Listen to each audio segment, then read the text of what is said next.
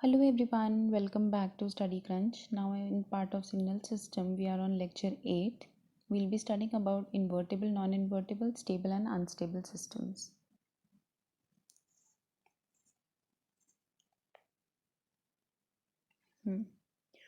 Okay, so invertible system are the system those which satisfies one-to-many mapping. So we have one-to-one operation, that is if we have x1, it will only have one output, that is y1, y2 or y3. Any could be possible. Many to one will be there will be one input and there will be different outputs like y1 and y2. I hope this is clear from these diagrams. Let's look at some examples. If we have yt is equal to x square t, now we'll be making a table. For yt, that is t is equal to 0, we have x square t. So x square, since there is no operation on time, we'll be getting same values till 0 and 1. Now y of t, x square t. So we have, when we have 2, it will be 4. When we have minus 2, it will also be 4. So there will be many inputs for one output. So this is non-invertible signal. Then we have yt is equal to xt plus 2. Again putting the values. So we have invertible system. Then we have yt is equal to mod of xt, which will be giving all four values same. So it is non-invertible system.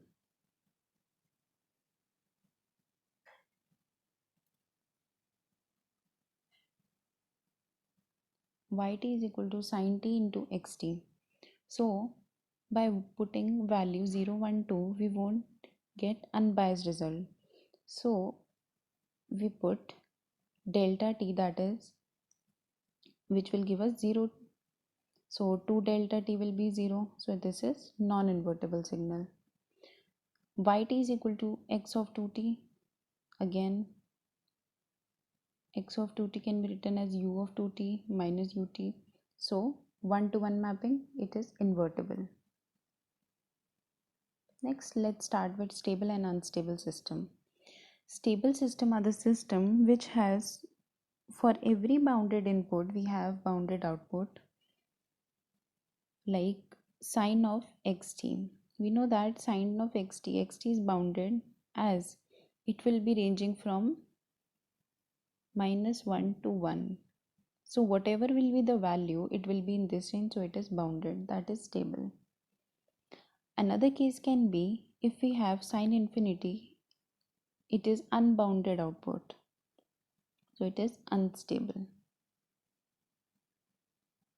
Next, yt is equal to x tau d tau. For bounded, it is xt is equal to cos t. Case 1 will be if we have for minus infinity to t, so minus infinity to t, it has -1 to 1, so it is stable. Another case can be if we have a unit signal, that will give us ramp on integration, which will be unstable. Now xt by t, we know that xt is equal to 2, which is a DC, which is bounded. So 2 by t, which will give us unbounded, that is 2 by infinity, which is unbounded. Whereas d by dx of xt, that is one constant, which is stable.